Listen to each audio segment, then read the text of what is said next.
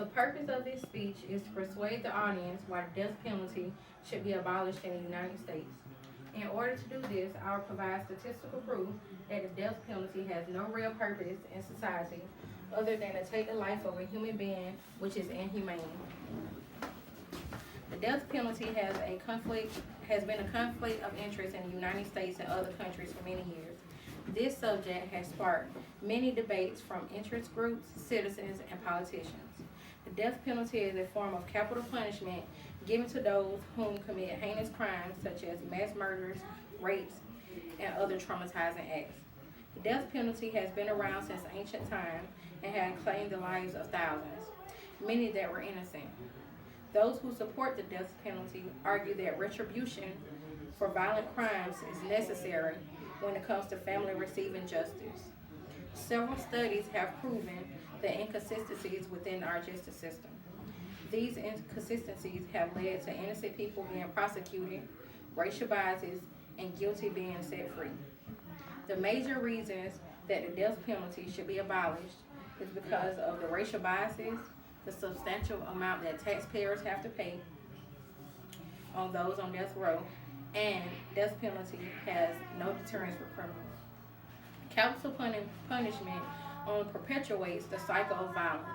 As defined in the Constitution, no one should be the subject of cruel and unusual punishment at the hands of the government, which is exactly what the death penalty is.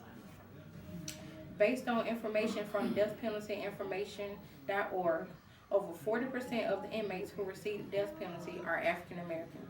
This becomes problematic considering that African American population accounts for 20%. According to a recent study by Professor Catherine Beckett of the University of Washington, jurors in Washington were more than likely to impose a death sentence on a defendant who was African American. More than 20% of African American defendants who have been executed were convicted by a jury consisting of all white men and women. In Maryland alone, the death penalty cases cost 3 times more than non-death penalty cases. A Duke University study found that taxpayers in Tar Heel State could save $11 million a year by substituting life prison sentences for the death penalty. The death penalty is not cited for deterring criminals from committing crimes.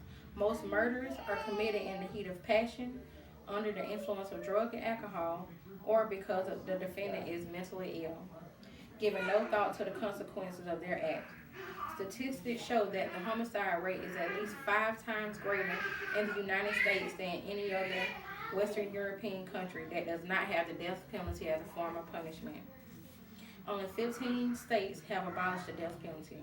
They are Alaska, Hawaii, Illinois, Iowa, Maine, Massachusetts, Michigan, Minnesota, New Jersey, New Mexico, New York, North Dakota, Rhode Island, Vermont, Wisconsin, and West Virginia.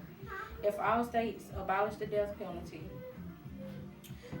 the United States would save millions of dollars.